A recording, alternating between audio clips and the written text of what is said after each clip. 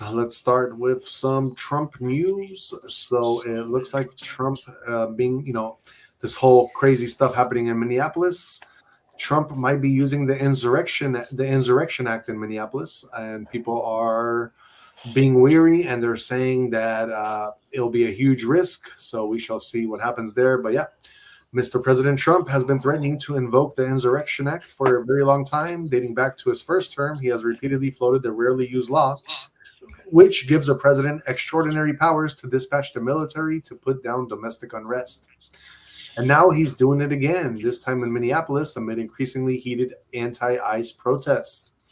It has often appeared as if Trump really just wants to deploy the military on U.S. soil. He's already done it in extraordinary ways without the Insurrection Act by sending the National Guard to all the blue cities. But the Supreme Court late last month delivered a major blow to that effort that left the Insurrection Act as a potentially more legally viable fallback. And long and behold, less than a month after the Supreme Court ruling, Trump has blitzed Minneapolis with thousands of ICE agents. We've seen shootings and one killing by the agents. The administration contends they were acting in self-defense, which they were, with the latest firing. And now the president has again threatened to invoke the Resurrection Act. So yeah, at this point, Jay, I mean, I'm sure you see the videos, and everybody, our audience, Average Day Joes, y'all see the videos of what's happening in Minneapolis. I literally, like, right before we went live today, I watched the video of all these people over there going around the ICE facility and dispersing water all over the streets so that they can make it hella slippery, and then all these ICE agents are going to be slipping.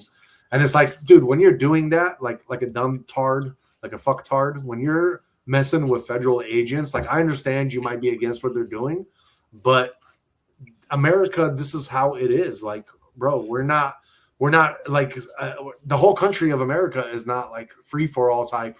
You know what I mean? There's some sanctuary cities in America that try to do that, but overall, America, we come to this country, even if you're like not legal, you had to come in a legal manner, and you have to do what's necessary legally to become a citizen and become, to do the right thing. And now these people, they haven't done that, and all of a sudden you have the people that are legal and U.S. citizens by birthright, and they don't understand that you have all these people trying to come in and make it worse. But in their heads, it's like, oh no, this was like Hitler, Nazi, the secret police.